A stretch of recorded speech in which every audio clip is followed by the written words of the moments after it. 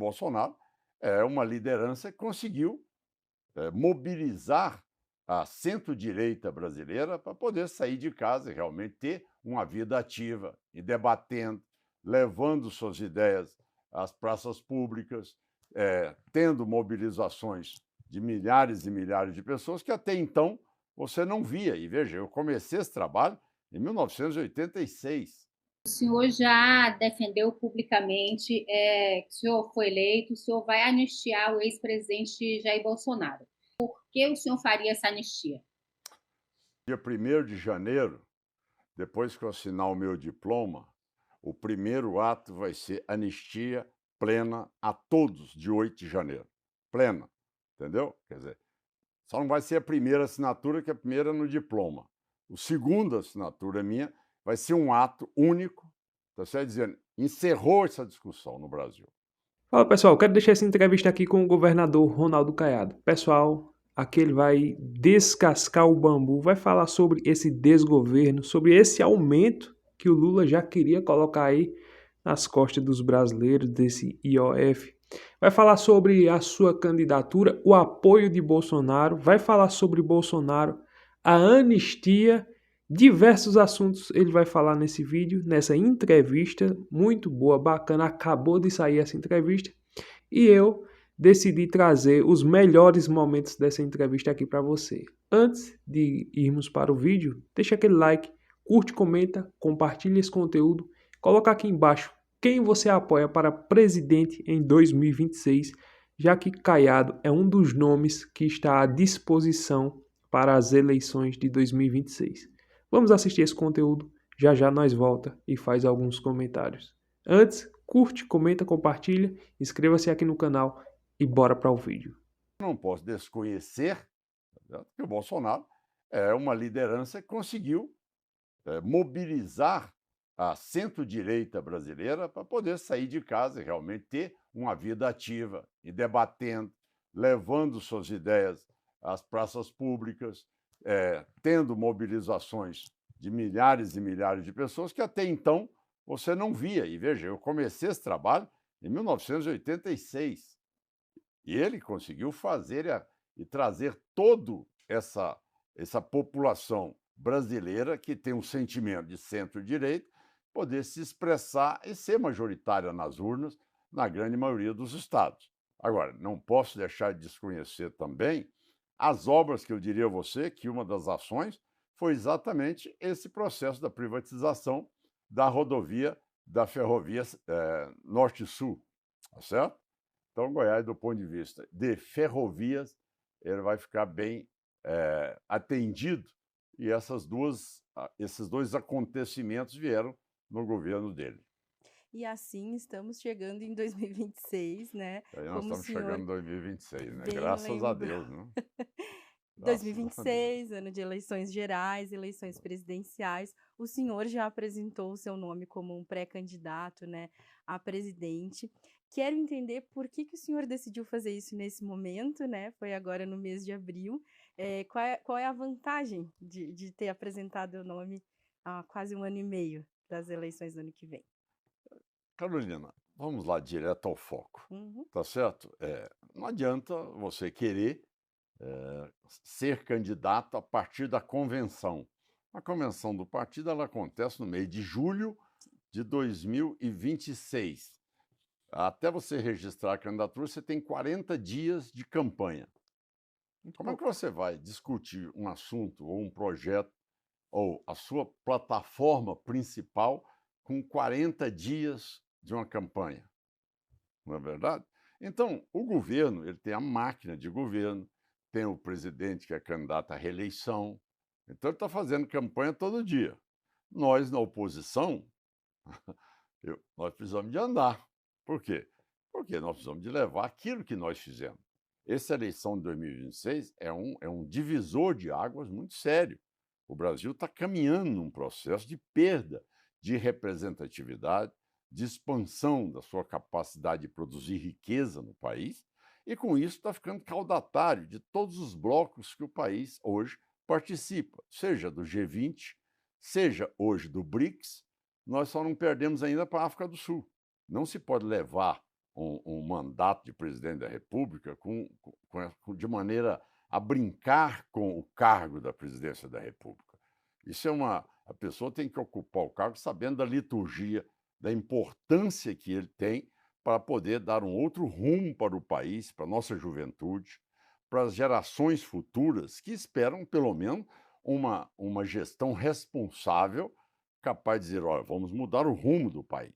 O presidente que for ser eleito para cuidar da sua reeleição, ele não vai tratar da pauta econômica, ele não vai tratar da pauta administrativa, ele não vai poder estimular o que se precisa ter hoje da contenção de gastos, da contenção também de grande parte de incentivos, de previdência.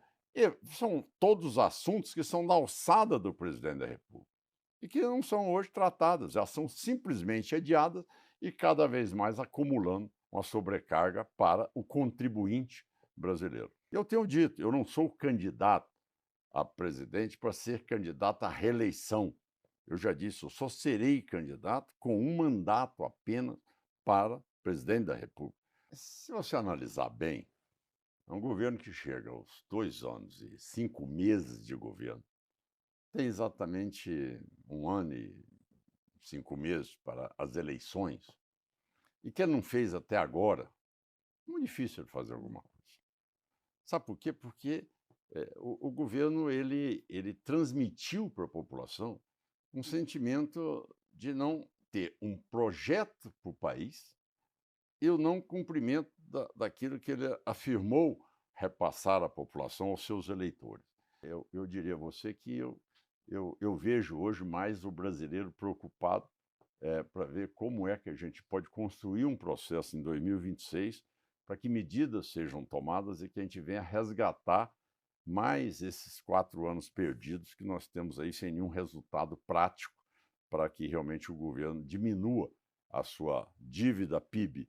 Ou seja, cada ano que passa, o Brasil está se aproximando hoje de quase 100% da dívida PIB, ou seja, está aumentando numa proporção estratosférica o endividamento do país. Então é isso que você não vê nenhuma medida concreta para debelar, para ter uma medida saneadora, para ter uma medida restritiva de gastos do Estado. Não tem nada pior do que o desencanto na política. Não tem nada pior do que a perda da esperança.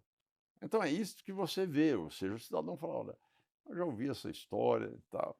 Então eu resumiria você que o terceiro governo do Lula é um governo que não deu certo em nada, em nada.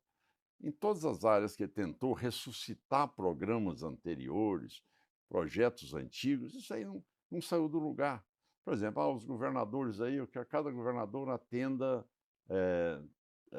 vou atender governadores por cada 3 obras que eles desejarem em seus estados.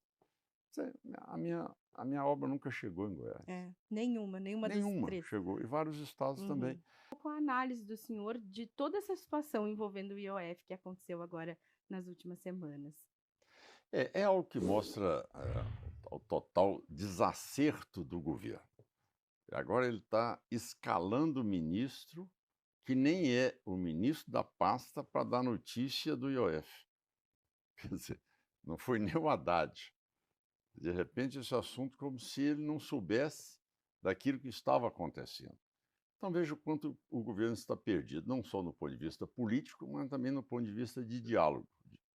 Ele não chamou ninguém para conversar, não consultou o Congresso, não consultou os empresários, não consultou, tá certo, o sistema responsável pela produção hoje dos serviços e também da agroindústria brasileira. Ele simplesmente calculou o seguinte, olha, eu vou ampliar meus gastos, porque ele já amplia a cada dia. Não é? Quer dizer, no governo Lula, em 2 anos e 6 meses, eles aumentaram a proporção dívida PIB em 4,36% o aumento da dívida do país. Em 2 anos. Então, quer dizer, eles não têm limite.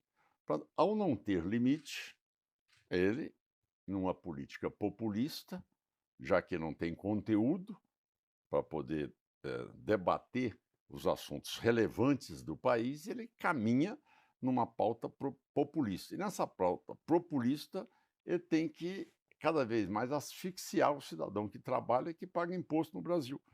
O cidadão que comprou lá a geladeira, um fogão, um liquidificador, aquela custo do IOF já está naquela parcela que ele vai pagar naquele produto. Ou seja, é uma situação que o cidadão não sabe mais como continuar na atividade empresarial, tá certo? Ou do pequeno empreendedor, ou do MEI, tá certo? Ele não sabe mais como continuar, porque se ele jogar só em aplicação, ele vai ter 15% hoje aí de renda no final. Ora, qual é o incentivo hoje que você dá ao empreendedor, ao pequeno e médio empresário, aquele cidadão que precisa de empréstimo bancário para girar a sua empresa? Como é que ele vai sobreviver se ele não vê uma outra alternativa que não seja essa de fazer um empréstimo? Isso me lembra bem, eu era parlamentar no Congresso Nacional, tá certo? Quando nós derrubamos o CPMF, que era aquele imposto que você dava o cheque, tirava o seu dinheiro.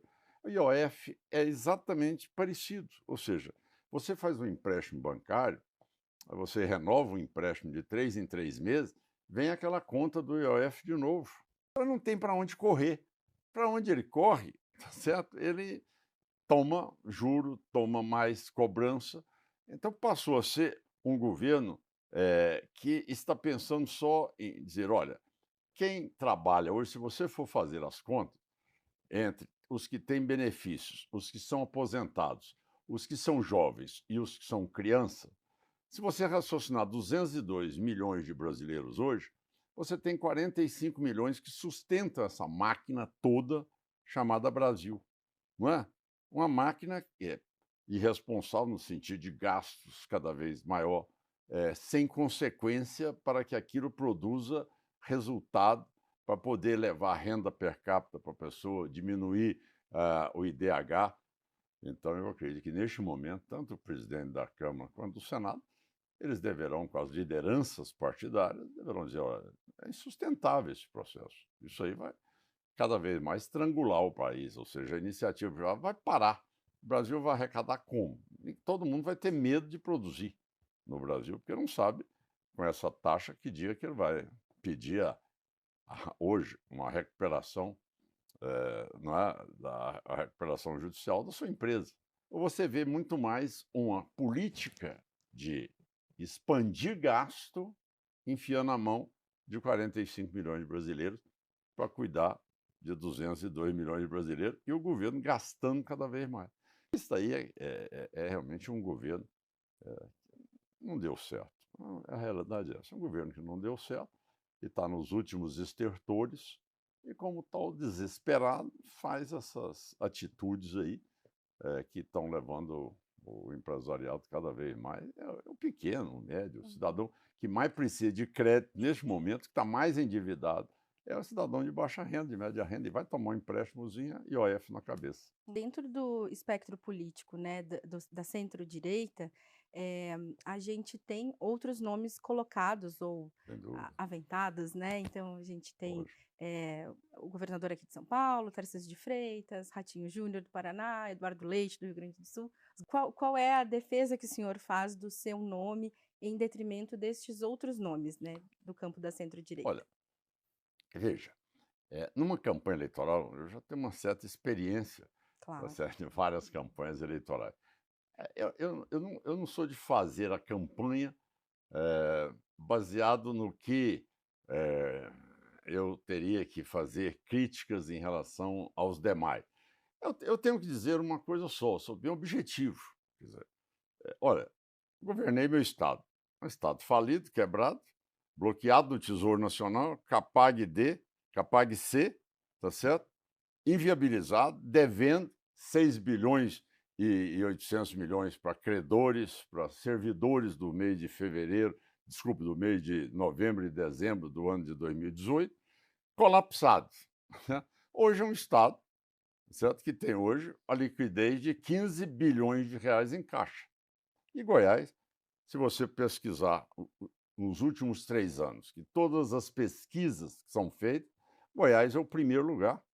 Eu sou o governador mais bem avaliado do país, com 86% de aprovação. É um Estado que paga tudo em dia, é um Estado que fez a reforma administrativa, fez reforma da Previdência, fez cortes de incentivos fiscais e, ao mesmo tempo, teve um controle rígido com o dinheiro arrecadado, respeitando aquele dinheiro e colocando secretários de altíssimo padrão em cada uma das secretarias, sem ter que ter ali a bênção partidária, mas que tenha ali a competência e o currículo capaz de representar aquela Secretaria de Estado. É esse trabalho todo que é feito e a pessoa vê o rendimento quanto a uma gestão, ela é bem feita e ela é responsável. E é isso que o Brasil precisa ter neste momento. Se o Brasil, nesses 2 anos e meio, o governo Lula tivesse assumido o compromisso que ele assumiu na campanha, eu vou governar para pacificar, eu quero ser um homem pacificador. O que você viu não foi isso. Foi um acirramento dos dois lados. Eu queria só reforçar, porque aí o Certo. senhor falou, sim, daquelas pessoas que estão presas há 2 anos e meio. E a minha pergunta para o senhor é se a anistia valeria para elas, mas valeria também para aqueles que foram responsáveis, que No articularam o dia, no, golpe, e para no, o presidente no Jair dia Bolsonaro. primeiro, Seria uma anistia ampla e restrita? É isso que o senhor defende?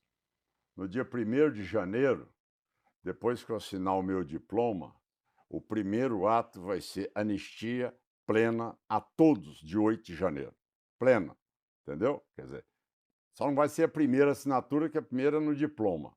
O segundo assinatura minha vai ser um ato único, tá certo? Dizendo, encerrou essa discussão no Brasil, tá certo? A situação está encerrada. Eu vou dar uma de Juscelino Kubitschek, tá bom? Eu vou dar uma de Juscelino Kubitschek. Fizeram o golpe com ele, realmente existiu um golpe, tá certo? Naquele momento, a aeronáutica rebelou, fez a posição lá em Aragarças, em Jacareacanga, e ele foi lá e falou, olha, deixa eu trabalhar, anistia esse pessoal aí, deixa eu criar Brasília, deixa eu desenvolver o Brasil, deixa eu chegar no centro-oeste brasileiro, deixa eu levar o desenvolvimento para o país. Eu não disse? O Caiado no governo, o bandido muda de profissão, muda de Goiás, e pronto, está lá hoje. Você chega lá hoje, o bandido já saiu de lá, ou mudou de profissão, entendeu? Então, é isso que a gente precisa de aprender. O que se fala numa campanha é o que se faz, e não o que o Lula fez, que ele pregou a pacificação no país, diferente do que ele está fazendo com o governo. Eu agiria pela minha diplomacia, tá certo? Que você não tem nesse governo também, diplomacia. A diplomacia, ela não é a sua identidade ideológica. A sua diplomacia, ela tanto conversa com países de esquerda, com países de centro, com países de direita, e até com ditaduras, tá certo? Então, você tem que ter diplomacia para tratar do assunto. Este é o assunto que, sem dúvida alguma, tá certo? Se eu fosse presidente da República, eu teria feito igual o Narendra Modi, que nos primeiros dias que o Trump foi eleito, eu iria lá sentar com o presidente da República e falar para ele a importância do Brasil na América Latina. A posição de um presidente da República é não deixar chegar nesta condição. A integração da polícia é o que nós queremos. Integrar as polícias, ótimo. Mas não é tirar o poder do governador e dizer agora é um iluminado que está no Ministério da Justiça que vai dizer como combater o crime no Acre, em Rondônia, em Ceará, em Goiás, no Rio Grande do Sul, e ele sabe mais do que quem está ali dentro, vivendo aquela realidade. Tanto é que o PT não teve coragem de ir lá debater. Eles não tiveram coragem de debater o assunto, porque isto é uma agressão à estrutura federativa, mostrando para ele que você precisa de fazer uma política de segurança pública que tenha eficiência, que tenha resultado, que tenha um combate àquilo que é hoje a chaga maior, e que não sou eu que estou dizendo, são as pesquisas que estão dizendo, não sou eu que estou falando que segurança é prioritário, é a população que está dizendo, todas as pesquisas, é o primeiro lugar, é o primeiro lugar. Violência tem 3 anos que não sai do primeiro lugar nas pesquisas brasileiras. O cidadão hoje não tem liberdade para nada, não tem para pegar um ônibus, não tem para andar, não tem nada. Certo? A situação é tão grave. Esses dias eu estava para ser entrevistado por uma revista aqui em São Paulo.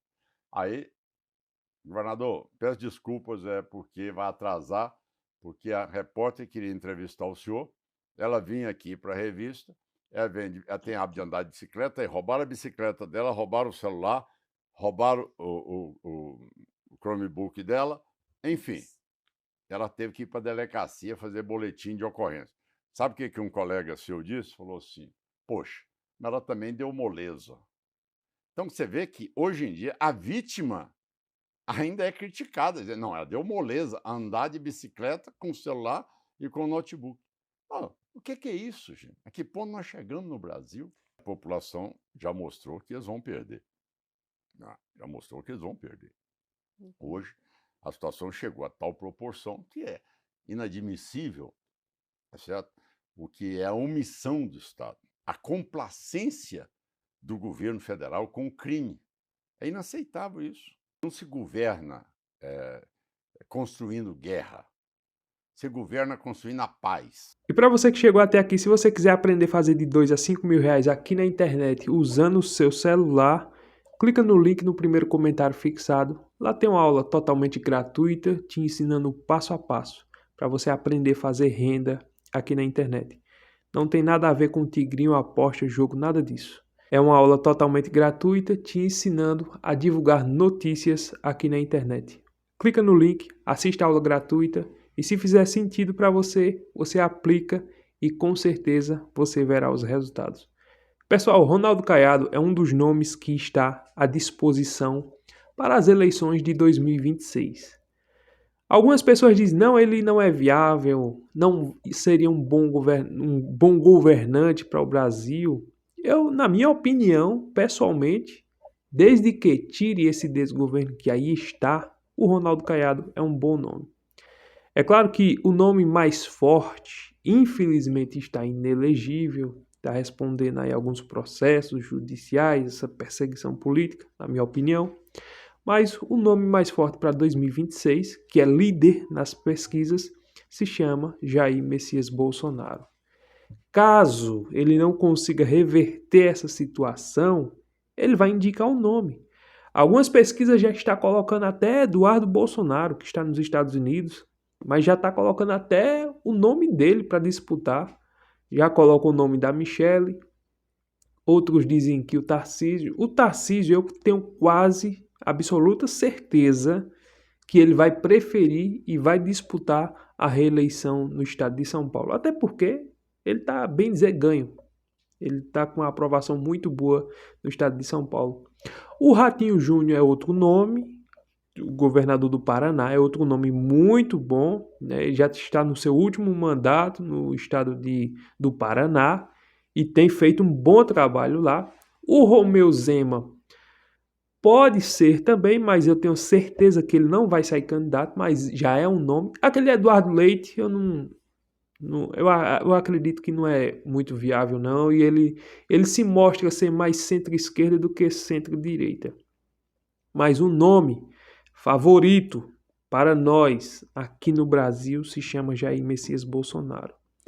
Mas eu também não posso descartar a possibilidade do Ronaldo Caiado, até porque a aprovação que ele tem no seu estado, embora algumas pessoas digam, não, mas é um estado pequeno, é um estado, se eu não me engano, 9 milhões de habitantes, não tem essa relevância toda, mas é um nome, não é de hoje que o Ronaldo Caiado é de direita. Não, o Ronaldo Caiado pulou de paraquedas. Não, desde 89 ele já disputou a sua primeira candidatura à presidência da República.